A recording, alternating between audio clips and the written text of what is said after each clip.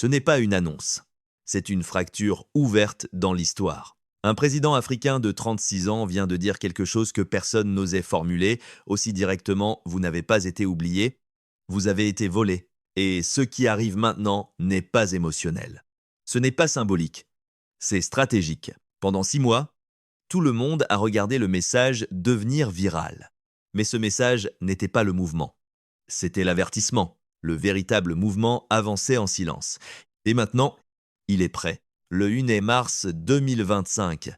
Ibrahim Traoré annonce le lancement d'une initiative qui n'a jamais existé dans l'histoire moderne, la possibilité, pour toute personne d'origine africaine, d'obtenir une citoyenneté complète au Burkina Faso.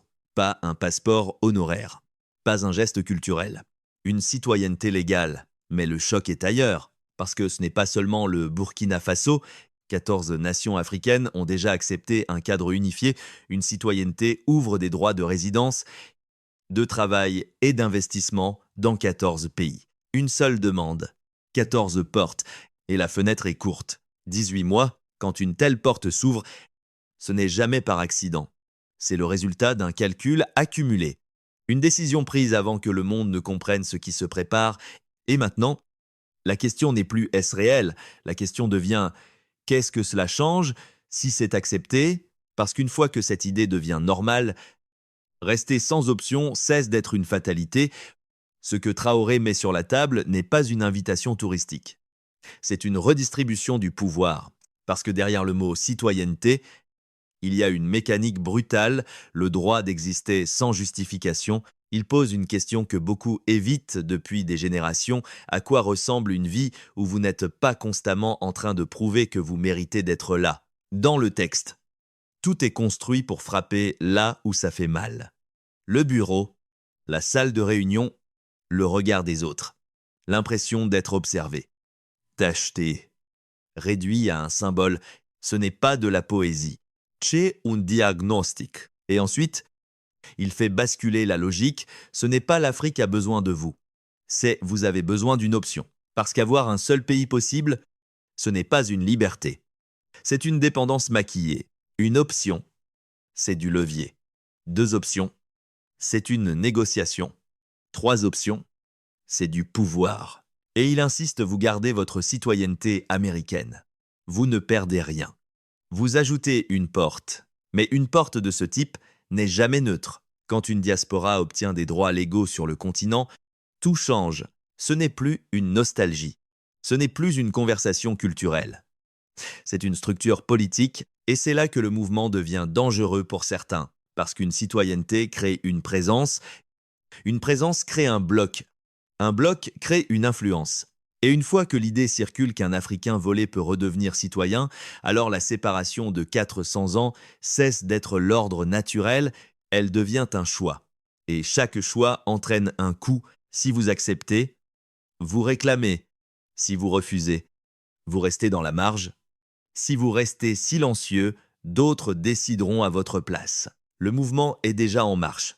La seule inconnue, c'est qui aura le courage de ne pas regarder cette porte se refermer. Tout est dans la timeline. Parce qu'ici, le temps n'est pas un détail. C'est une arme. Traoré ne parle pas d'un rêve vague. Il donne des dates, des seuils, des vagues successives. Février, phase d'information. Mars, ouverture du portail. 10 000 premières demandes prioritaires. Juin, première citoyenneté accordée. Décembre, village. Allocation. Institution. Ce n'est pas improvisé. Ce n'est pas un discours inspirant lancé au hasard. C'est une architecture. Et chaque étape prépare une conséquence. Parce que lorsqu'un État commence à offrir des droits complets à une diaspora, ce n'est pas seulement un changement administratif. C'est un précédent. Quand X devient possible, Y devient inévitable. La citoyenneté n'est pas un symbole. C'est un accès terre et vote.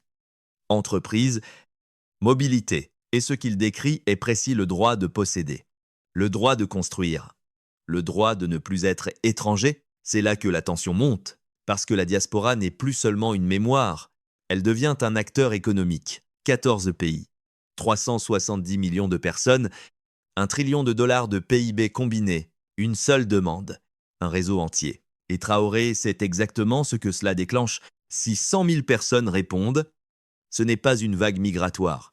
C'est un bloc politique transcontinental, un pipeline éducatif, un corridor d'investissement, une circulation d'histoire sans gatekeeper. Ce n'est pas retourner. C'est reconfigurer. Et c'est pour cela qu'il répète 10 à 8 mois, parce qu'après, tout peut changer. Restrictions, quotas, conditions de résidence. En fraise, sélection. Quand une opportunité est trop ouverte, elle ne reste jamais ouverte longtemps. Et c'est ici que la pression devient insupportable. Si vous agissez, vous entrez dans l'histoire active. Si vous hésitez, vous restez spectateur.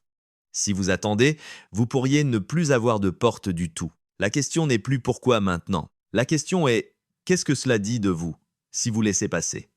Il y a une phrase qui verrouille tout. Je ne fais pas ça parce que le Burkina Faso a besoin de vous. Je fais ça parce que vous avez besoin de cette option. Ce renversement n'est pas rhétorique. C'est une accusation silencieuse contre le système actuel parce qu'il nomme une réalité brutale. La puissance des Black Americans est confinée par un seul horizon. Réussir en Amérique ou échouer en Amérique. Mais rester piégé dans un seul cadre n'a jamais été une liberté. C'est une cage élégante. Traoré ne vend pas l'Afrique comme refuge émotionnel. Il vend l'Afrique comme multiplicateur stratégique. Un second passeport n'est pas un souvenir. C'est une position. Quand vous avez quelque part où aller, l'endroit où vous êtes cesse de vous posséder. Et ça, c'est explosif. Parce qu'un peuple avec des options est un peuple difficile à contrôler. Il insiste sur ce point, ce n'est pas une charité. Ce n'est pas un sauvetage. C'est un partenariat exigeant. Il trace la ligne. Si vous voulez sauver l'Afrique, ce n'est pas pour vous. Si vous voulez consommer une identité, ce n'est pas pour vous. Si vous voulez juste vous sentir inspiré, ce n'est pas pour vous. C'est pour ceux qui veulent agir. Et là, le récit devient plus profond. Ce programme n'est pas seulement une politique, c'est une réorganisation psychologique. Parce qu'imaginez ce que cela fait à un enfant de grandir dans un pays où la réussite noire est normale. Imaginez ce que cela fait à une carrière, quand votre peau n'est plus un astérisque. Imaginez ce que cela fait à une famille, quand appartenir n'est plus un débat quotidien. Ce n'est pas un fantasme, c'est un statut légal. Et lorsqu'un statut légal devient accessible, l'ancien monde commence à perdre sa centralité. Si c'est accepté, une nouvelle norme naît. Si c'est rejeté, l'exil reste la règle. Si c'est ignoré, l'histoire continue sans vous, et c'est ça, la vraie pression. Le mouvement n'attend pas votre confort. Il attend votre décision. C'est ici que le discours cesse d'être une proposition. Il devient un ultimatum historique. Traoré ne vend pas un simple formulaire. Il vend une bifurcation, parce que derrière citoyenneté, il y a une question existentielle. Voulez-vous passer les 40 prochaines années avec une seule option, ou deux? Et cette question n'est pas abstraite. Une option, c'est survivre dans un système qui ne vous est pas conçu. Deux options, c'est choisir. Trois options, c'est négocier le monde. Et voilà pourquoi il fixe une fenêtre. 18 mois, ce n'est pas un hasard. Ce n'est pas un marketing. C'est une logique froide quand une porte est trop ouverte. Elle se referme toujours. Après août 2026, dit-il, tout peut devenir plus dur. Quotas, restrictions, conditions de résidence, frais, sélection. Donc maintenant, c'est le moment le plus large. Le moment où l'histoire respire avant de se contracter, et ce qu'il décrit ensuite est encore plus lourd. Si 100 000 personnes prennent cette citoyenneté, ce n'est pas un mouvement sentimental, c'est un bloc électoral. Un réseau d'investissement, un pipeline éducatif, une circulation culturelle indépendante, un continent et une diaspora qui cessent d'être séparés par des intermédiaires.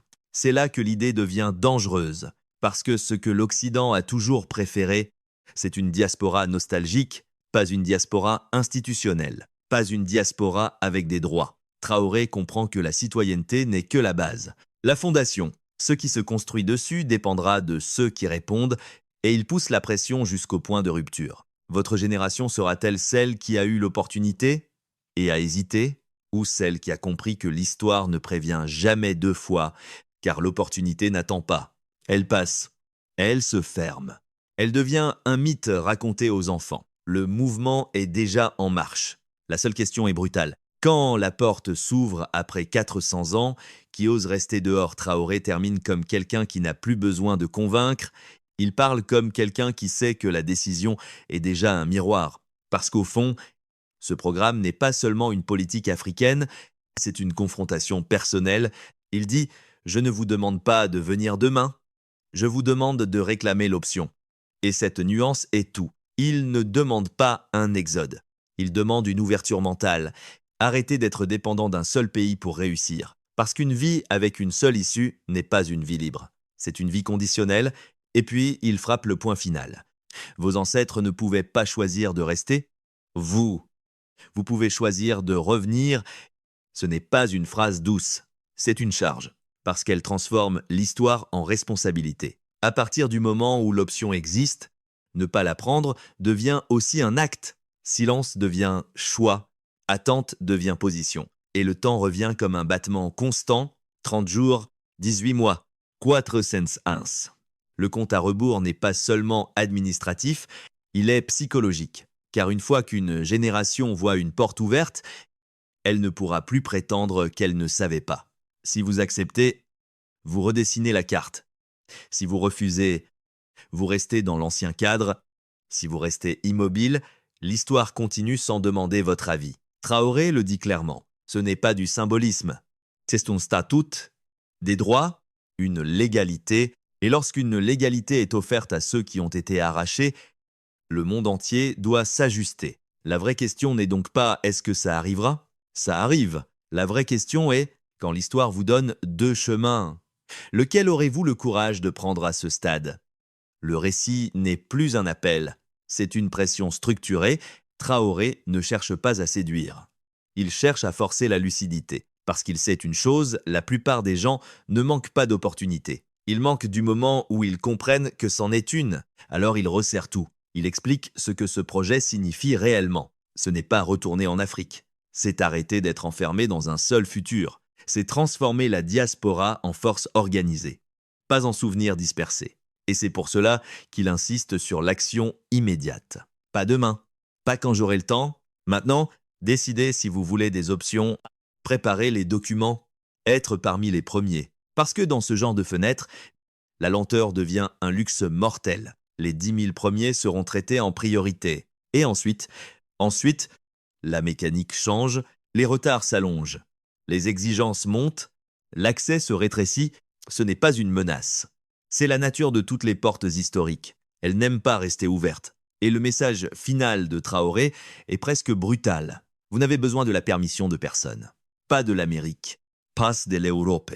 Pas même de l'Afrique en tant que concept. Vous avez besoin d'agir parce que ceux qui attendent que le monde valide leur mouvement finissent toujours immobilisés. Il pose donc la dernière tension. Cette initiative peut être l'ouverture d'un siècle nouveau ou un simple épisode viral oublié.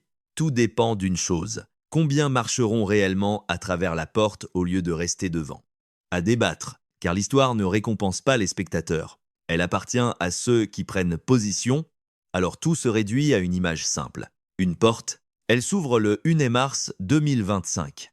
Elle reste ouverte 10 à 8 mois, et après, elle peut ne plus jamais être la même. Traoré ne promet pas un paradis, il promet une option, et dans un monde où la liberté est souvent un mot décoratif.